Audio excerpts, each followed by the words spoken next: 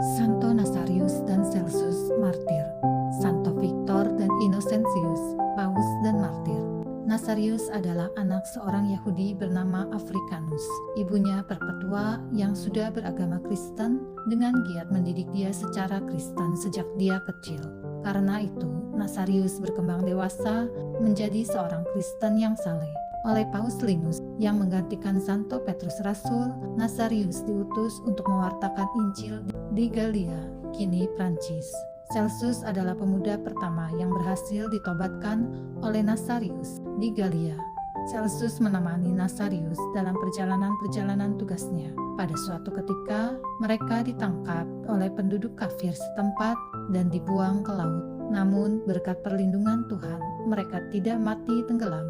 Mereka berhasil menyelamatkan diri, lalu mengembara hingga sampai ke Milano, Italia.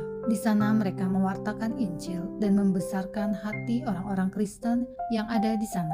Di Milano, mereka sekali lagi ditangkap dan dijatuhi hukuman mati karena iman mereka akan Yesus Kristus. Victor lahir di Afrika Utara dan memimpin gereja sebagai paus pada tahun 189. Paus Victor adalah paus yang secara resmi menetapkan bahwa permandian suci dalam keadaan bahaya maut dapat dilakukan dengan memakaikan air biasa apabila tidak ada persediaan air di permandian di tempat itu.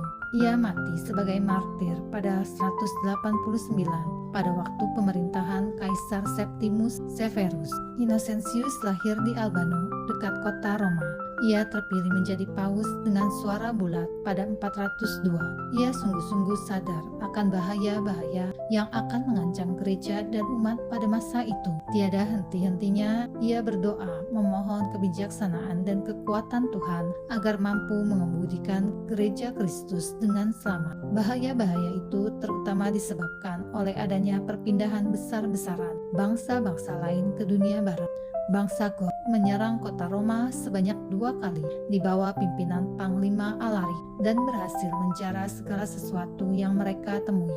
Dalam menghadapi ancaman-ancaman itu, Paus Innocentius senantiasa menguatkan hati umatnya dan meringankan beban penderitaan mereka. Sementara itu, Paus Innocentius menghadapi lagi masalah baru yang muncul di dalam gereja oleh lahirnya ajaran sesat Pelagianisme yang menyangkal adanya rahmat untuk mencapai keselamatan kekal. 2 kali ia mengadakan konsili untuk menghukum ajaran sesat itu. Belum lagi selesai masalah itu, terdengar berita bahwa Santo Yohanes Chrysostomus dibuang dari tahta keuskupannya sebagai tawanan oleh keluarga Kaisar Konstantinopel.